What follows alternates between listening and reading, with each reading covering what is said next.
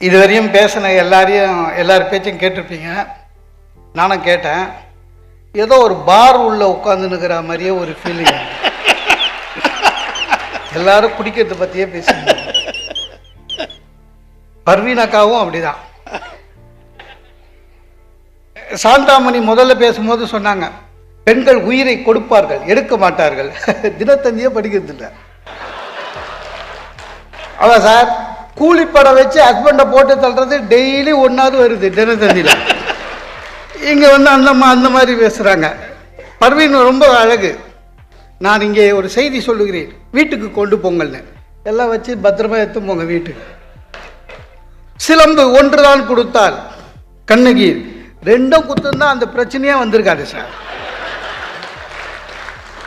கோவலை மாட்டியே இருக்க மாட்டான். என்னமோ இன்னொன்று சொன்னாங்க சார், அரிய தத்துவம் அது.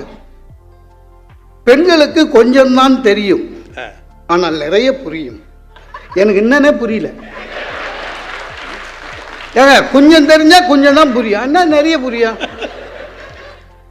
புரியலங்க. நான் 2ஆம் கிளாஸ் பாஸ் பண்ணேன், ஆனால் எம்ஏ வரையும் தெரியுன்ற மாதிரி இருக்குது. ஒன்றும் தெரியாது, மக்களையே இந்த மாதிரி பேச தெரியும், அவ்வளோதான் சார். தலைப்பு என்ன? சேமிப்பு சிக்கனம். ஆண்களா பெண்களா? நான் ஒன்று சொல்கிறேன், ஆண்களுக்கு சேமிப்பு பிடிக்குதோ இல்லையோ கட்டாயம் சார். நான் ஒரு ஆஃபீஸில் வேலை செய்யலாம் சார், எனக்கு பிடிக்குதோ இல்லையோ பிஎஃப் பிடிப்பான், இபிஎஃப் பிடிப்பான், இன்சூரன்ஸ் பிடிப்பான். அதெல்லாம் சேமிப்பு. பெண்களுக்கு அந்த கவலை ஏதாவது தெரியுமா? ஜிடிபின்னா என்னன்னு தெரியுமா? மியூச்சுவல் ஃபண்டுனா என்னன்னு தெரியுமா? பேங்க்கில் என்ன இன்ட்ரெஸ்ட் என்னன்னு தெரியாது. ஆனால் சிக்கனமாக இருக்கதா சொல்லுவாங்க. பேசிக்காகவே பெண்களுக்கு கொஞ்சம் சிக்கனம்னா வேற மாதிரி நினைக்கிறாங்க. என்ன, இதெல்லாம் ஒன்றும் தெரியாது. இந்த தெருவா பாவமாக கீரை வித்துன்னு போகிற அம்மா இருக்காங்களே, அந்த அம்மா கிட்ட அடித்து பிடிச்சி 5 ரூபா குறைச்சிட்டு நான் சேமிச்சிட்டேன்னு பெருமையாக சொல்லுவாங்க. அவ்வளோதான் அவங்களுடைய இதுவே, பலமே. சார், பெண்களுக்கு எப்பவுமே ஆண்களை விட ஆசை அதிகம். எதற்கு ஆசைப்படுகிறார்களோ அதற்கு தேவை, அதுதான் எங்கள் தேவைன்னு சொல்லுவாங்க. ஆண்களுக்கு அந்த மாதிரி கிடையாது. ஆமாங்க, என் புடவை எதுவாக இருந்தாலும் சரி. என் ஒய்ஃப் வந்து கேட்டாங்க, வெட்டிங் டே வருது, என்ன வாங்கி தர போறீங்கன்னு. புடவை என்ன இல்லைங்க, இப்போ புதுசாக ஒரு டிசைன் வருதான், அவங்க வேற டிசைனாக அடிக்கிறானுங்க. புதுசாக டிசைன் வருதானே, என்ன ஒரே பட்டு புடவையில் உலக அதிசயம்லாம் இருக்குதான் அப்படின்னா. நான் சொன்னேன், என்னென்ன இருக்குதுன்னு. தாஜ்மஹால், பிரமிடு, எல்லாம் சமாதி. வெட்டிங் டேக்கு கேட்குறான்.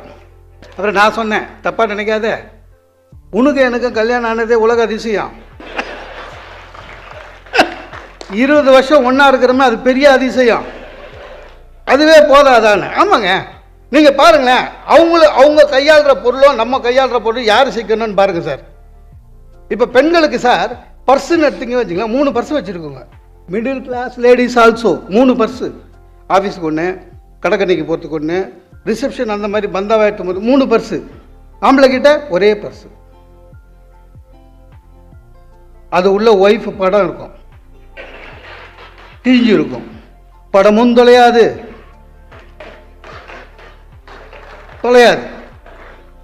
என்ன நீங்க 33% சும்மா சொல்லி கொடுக்கல, வாங்கிட்டு வாங்க.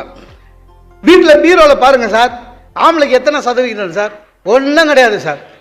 மேல் தட்டு ஃபுல்லாக வெளியில் போட்டு போகிற புடவை, அடுத்த தட்டு ஃபுல்லாக உள்ளே போட்டுருக்கிற புடவை, 3வது தட்டில் பசங்க ட்ரெஸ்ஸு, 4வது தட்டு இல்லை கீழே நமக்கு இருக்கிற 2 பேண்ட்டு 2 சர்ட்டு.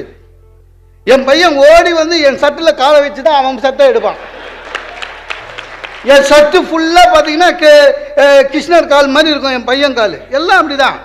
ஒன்றும் இல்லைங்க, இவங்க எவ்வளோ சிக்கனமாக இருக்குதுன்றத ஒரு பொண்ணு கல்யாணத்தில் போய் பார்த்துருங்க சார். ஒரு கல்யாணத்துக்கு உள்ளே போயிட்டு பொண்ணுக்கு அப்பா யாருன்னு ஈஸியாக கண்டுபிடிச்சிடலாம் சார். ஏன் தெரியுமா? தலைகளை வராமல் வேர்த்து விறுவிறுத்து எக்ஸிபிஷனில் தொலைத்த மாதிரி அக்கல்ல ஒரு பை வச்சுன்னு அனாதையாக சுற்றினுப்பான். அவன் தான் பொண்ணுக்கு அப்பா. ஒன்றும் புதுசு போட மாட்டான்.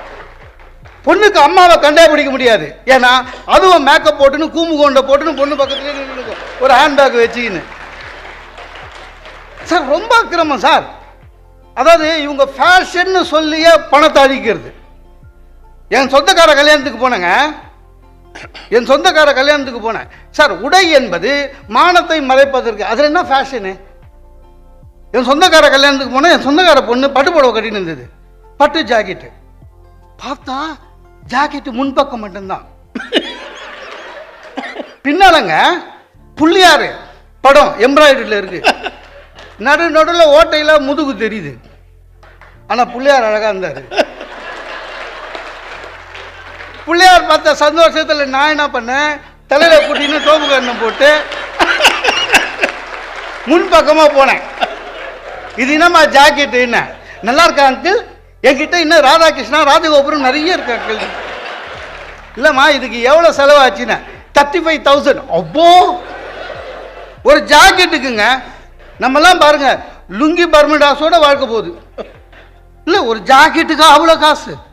இவங்களுக்கு புதுசு மேலே ஒரு மோகம் எப்பவுமே உண்டுங்க. நீங்கள் பார்த்தீங்கன்னா விலை ஜாஸ்தியான விளம்பரம் எல்லாமே பெண்களை நோக்கி தான் இருக்கும். புதுசை பற்றி ஒரு இது எப்பவுமே உங்களுக்கு உண்டு. எப்பவுமே எதுவாக இருந்தாலும் சரி புதுசு வேணும். வீட்டில் நல்லா இருக்குது கிரைண்டரு, ஏங்க இப்போ ஒரு கிரைண்டர் வாங்கிடலாமா? என்ன கிரைண்டருங்க? டில்ட்டிங் அப்படின்னா இல்லைங்க, மாவு அரைச்சோன்னு அதுவே சாஞ்சிக்குவாங்க. ஏற்கனவே இருக்கு. நான் சொன்னேன் எப்படி இருந்தாலும் இட்லி கல் மாதிரி தான் இருக்க போகுது, இதில் தானே சாஞ்சி வேணாம். ஒன்றும் கிடையாதுங்க, ரொம்ப கஷ்டம் இவங்ககிட்ட இவங்கள வச்சுக்கிட்டு. எதுவாக இருந்தாலும் ஒரு ஒரு ஒரு எதை பார்த்தாலும் ஒரு ஆசை. ஒன்றும் இல்லை, அழகு என்பது உள்ளத்தை பொறுத்தது என்று நினைப்பவன் நான். அழகு என்பது மேலே இருக்கிற அலங்காரத்தை பொறுத்தது என்று நினைப்பது பெண். அவ்வளோதான், ரெண்டு பேருக்கும். எதுவாக இருந்தாலும் புதுசு வேணும். நகை கடை கூடங்க விலைவாசி ஜாஸ்தி தான். ஏங்க புதுசு வேணாம், இது ரொம்ப பழசா போச்சு, மாற்றி கொடுத்துருங்க. இல்லை ஃப்ரீயாக மாற்றி கொடுப்பீங்க? 5,000 செய்ய நகை சார் 3 வருஷம் கழிச்சு எடுத்துன்னு வந்தால் 4.5 தான் இருக்குதுன்னு போகிறீங்க. அதுக்கு மேலே எப்படியும் ஒரு சவரம் ஜாஸ்தி ஆகும் சார். 50,000 60,000 கொடுத்து வாங்கி வந்து கொடுத்தா கூட நல்ல பேர் கிடைக்காது. நீங்கள் என்ன புதுசாக வாங்கி கொடுத்தீங்க, பழசு தானே மாற்றினேன்றாங்க. அதாவது பணம் பற்றி அக்கறை எதுவுமே கிடையாது. நீங்கள் இவ்வளோ சொல்கிறீங்களே, புடவை கடைக்கு போய் பாருங்கள், கிரவுண்ட் ஃப்ளோர் ஃபுல்லாக சார் வெறும் லேடிஸ் பட்டு புடவை. செகண்ட் ஃப்ளோர், தேர்ட் ஃப்ளோர், ஆம்பளைக்கு அவன் 8வது ஃப்ளோரில் வச்சுருக்கான். அவனுக்கு தெரியுது இவனுக்கு வரமாட்டானுங்க இங்கேன்னு. நான் அப்படியே போனேன், மேலே ஜிலோன்னு இருக்கு, எனக்கே பயமாக இருந்தது, பிடிச்சி தள்ளுவானுங்களோன்னு இறங்கிட்டேன். மரியாதையே கிடையாது சார் ஆம்பளைங்களுக்கு. புடவை கடையில் மரியாதை கிடையாது. சில வாட்டி நகை கடைக்கு வந்தால் கூடங்க வீட்டில் வீட்டம்மாவை என்ன கவனிக்கிறாங்க, உட்காருங்க மேடம் உட்காருங்க மேடம் உட்காருங்க. நான் வந்து இந்த செல்லம்மாவை உட்கார வச்சுட்டு பாரதி பக்கத்தில் நிற்பாரு, அது மாதிரி ஒய்ஃபை உட்கார வச்சுட்டு பக்கத்தில் அப்படியே நிற்பேன். அவ்வளோதான், கூட நிற்பேன். மேடம் என்ன வேணாம் மேடம் வேணாம் வேணாம் கூடுறீங்க, ஒய்ஃபுக்கு மட்டும். அது குடிச்சிட்டு என்ன வேணுமா அப்படின்னு, அவர் உனக்கு தானே கொடுத்தாரு குடி அப்படின்னு. கடைசி வரையும் ஒரு 1000 வாட்டி மேடம். அந்த மேடம் வாங்குறது துட்டு நான் தான் தர போகிறேன். எல்லாம் புடவை புதுசு. இந்த மோகங்கள் அதிகமாக இருப்பது பெண்களுக்கு மட்டும்தான், ஞாபகம் வைத்துக் கொள்ளுங்கள். எதுவாக இருந்தாலும் சரி சார். கருப்பு அழகு, பாரதத்தின் அழகிய கருப்பு தான். கிருஷ்ணன் கருப்பு, ராமன் கருப்பு, திரௌபதி கருப்பு, கிளியோபாட்ரா கருப்பு. ஒத்துக்கணும். அந்த மூஞ்சி செவப்பாக்குறேன்னு சொல்லி தெருவுக்கு தெரு பியூட்டி பார்லர். ஐயோ கொடுமை சார், தெருவுக்கு தெரு பியூட்டி பார்லர். அது ஒன்றும் புரியல. உள்ள போயிட்டு வெளில வர்றது எல்லாம் எது ஒய்ஃப்னே தெரியல, எல்லாம் செவப்பா வருது. அவங்களே அடையாளம் கண்டுபிடிச்சி வந்தால் தான் உண்டு. ஆனால் வந்துடுறாங்க, ஏன்னா துட்டு நம்ம தானே தர போகிறோம். அது உள்ளங்க ஹோட்டல் மெனு கார்டு மாதிரி வச்சுருக்கான். ட்ரிம்மிங் கிம்மிங் பெடிக்யூர் மெடிக்யூர் நின்றுமா வச்சுக்கிறான். எல்லாம் 500 ரூபாய்க்கு மேலே. ரொம்ப நியாயம் சார். ஒன்றும் இல்லைங்க, ஒவ்வொரு நாட்டுக்குன்னு ஒவ்வொரு இது இருக்குங்க. இது வந்து ஒரு வெப்ப நாடு நம்மளுது இல்லையா? இந்த இடத்துல சார் வெளிநாட்டில் இருக்கிற பெண்கள் லிப்ஸ்டிக் போடுறாங்க. ஏன்? அங்கே குளிர் அதிகம். வெளியில் வந்தால் உதடு கிழியும், ரத்தம் வரும். அதுக்காக வேஸ்லைன் போடுவாங்க, லிப்ஸ்டிக் போடுவாங்க. நமக்கு அதை பற்றி கவலையே இல்லை. வெயில். ஆனால் அது எப்படி போடணும்னு தெரியாது. அது பேர் லிப்ஸ்டிக்கு, அர்த்தமே தெரியாதுங்க. சரியான பச்சை அரக்கு பச்சையில் ஒரு புடவை சிவப்பா, ஆனால் அதுதான் 25-30 ரூபா கிடைக்குது லிப்ஸ்டிக் வெளில. அதை அப்படியே பூசின்னு வர்றது, இந்த கிருஷ்ணர் வெண்ணெய் சாப்பிட்டா மாதிரி. அந்த லிப்ஸ்டிக் போடுற வெளிநாட்டு பெண்கள் அதை பாதுகாப்பாங்க. எப்படி? பேப்பர் வச்சு ஒரு டிஷ்யூ பேப்பர் அப்பப்போ தொடச்சிப்பாங்க. நம்மளுக்கு அந்த பழக்கமே கிடையாது. அவங்க சாப்பாடு ஸ்பூனில் சாப்பிடுவாங்க, நமக்கும் அந்த பழக்கமும் கிடையாது. அப்படியே உப்பா கல்யாணத்துக்கு வர்றது, முதல் பந்தியில் உட்காந்து நல்லா சாப்பிட்டுட்டு கை கழுவிட்டு இப்படியே துடைக்கும். அனுமார் வேஷம் போட்ட மாதிரியே இருக்கும். கூச்சமே படாத அப்படியே ஃபேமிலி ஃபோட்டோக்கு வந்து நிற்கும். ஆல்பம் பார்த்த பிறகு சொல்லும், இந்த ஃபோட்டோகிராஃபரே சரியில்லைன்னு. நீ சரியில்லை. சரி, எது நல்ல சேமிப்புன்னே தெரியாதுங்க உங்களுக்கு. எது நல்ல சேமிப்புன்னே தெரியாது. இந்த ஓடி போகிற சீட்டு கம்பெனியில் துட்டு போடுறது எல்லாம் பாருங்க லேடிஸ் தான். அன்னைக்கு என் ஒய்ஃப் வந்து சாதாரணமாக காப்பி வைப்பாங்க, டொங்குன்னு ஒரு சத்தம் கேட்கும். அப்படின்னா காப்பி வச்சுட்டான்னு அர்த்தம். அப்புறம் உள்ளே போயிடுவா. காப்பி சூடா இல்லையேன்னுவேன். உள்ளேருந்து குரல் கேட்கும், வச்ச உடனே குடிச்சு இருக்கணும்னு. காப்பி சூடா இருக்குது, ஆத்தி குடிங்க, அவ்வளோதான். அன்னைக்கு பார்க்குறேன் கொடுத்துட்டு நிற்கிறா, நின்று என்னையே உத்து பார்க்குறா. சூடு சரியா இருக்கா பாருங்க. ஆச்சரியமாயிடுச்சு எனக்கு.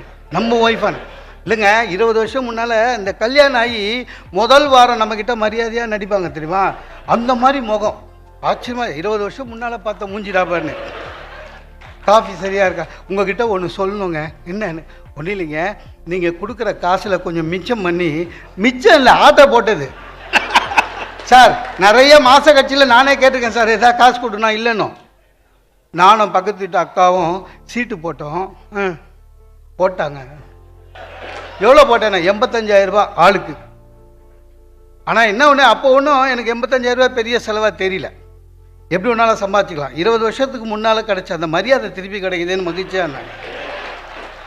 அப்புறம் சொல்லுது, ஓடிட்டான். எங்கள் பக்கத்து வீட்டு அக்கா வந்து பொருளாதார குற்றப்பிரிவில் போய் கொடுத்துருக்காங்க, நீங்களும் போங்கன்னு போனாங்க. வேறு வழி கிடையாது. போய் க்யூவில் நிற்கிறேன். அங்கே வந்து நம்மள மாதிரி பலியாடு நிறைய நிற்கிது.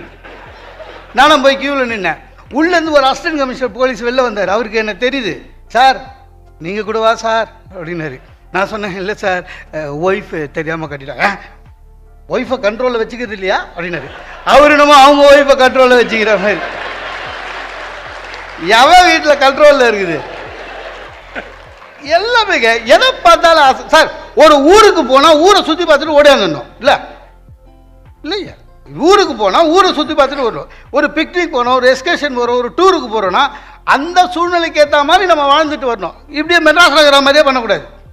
ஒரு ஊருக்கு போனால் ஒரு ஹோட்டலுக்குள்ள போய் ரொமாலி ரொட்டி வேணுன்றது, அவன் இட்லியே இல்லைங்க அப்படின்னா அவனுக்கு அந்த புரியவே ரொமாலி ரொட்டினா என்னென்ன. அந்த மாதிரிங்க டெல்லிக்கு கூட்டி போனாங்க என் ஒய்ஃபை. தாஜ்மஹாலை பார்த்தோமா, ஷாஜகான் நினைச்சோமா, ஓடி இருந்தோம். அடம் முடிக்கிறா, பூரிக்கல் இங்கே தான் வாங்கணும்னு. 3.5 கிலோ சார் அது வெயிட். எவன் தூக்கின்னு வர்றது? அங்கே ஒரு ஏரியாவில் போயிட்டு சான்லியரில் தொங்குவேன். அதை விலை கேட்குறான். இங்கே நம்ம இந்த வெளியில் போனீங்கன்னா ஃபுல்லாக அதுதான் கடை. இந்த கடையை விட அங்கே 100 ரூபா தாங்க கம்மி. மெட்ராஸில் அதிகம். இங்கேயே வாங்குங்க. நம்ப மாட்டீங்க சார், பெரிய சான்லியர் சார். அவன் அதை மடித்து குச்சி இவ்வளோ பெரிய பொட்டி குத்துட்டான். அது கொஞ்சம் ஆட்டினா ஒடிஞ்சிடும். இன்ஸ்ட்ரக்ஷன் வேறு குத்துட்டான், உடையாமல் எடுத்துன்னு வரணும்னு. நீங்கள் நம்பவே மாட்டீங்க சார். வரும்போது ட்ரெயினில் பர்த்தில் அதை வச்சுட்டு நான் உட்கார்ந்த மாதிரி கட்டி பிடிச்சிக்கினே வந்தேன். எது எங்கே கிடைக்கும்? ஒன்றும் கிடையாது.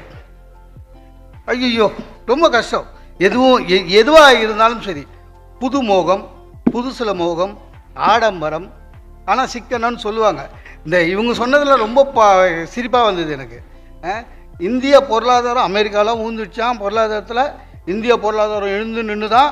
அதுக்கு காரணம் இவங்க சமையல் ரூமில் வச்சுக்கிற சிறுவாட்டு துணியை. ஒன்றும் புரியல. நம்ம அக்கா சொன்னதெல்லாம் வந்து பேச்சுக்கு தான். உண்மையிலேயே சிக்கனமும் சேமிப்பும் மனசில் வச்சுக்கிறது, எதிர்கால நலனுக்காக மனசில் வச்சுக்கிட்டு குழந்தைகளை கல்யாணம் பண்ணணும், குழந்தைங்களை ஹையர் எஜுகேஷன் எடுத்து போகணும். எல்லாத்தையுமே நினச்சி தன்னுடைய உணவை கூட குறைச்சிக்கிட்டு தன்னுடைய செலவை குறைச்சிட்டு குழந்தைகளுக்காக வாழற ஒரே இனம் ஆண் இனம் என்று சொல்லி வாய்ப்புக்கு நன்றி பாராட்டி விடைபெறுகிறேன். நன்றி.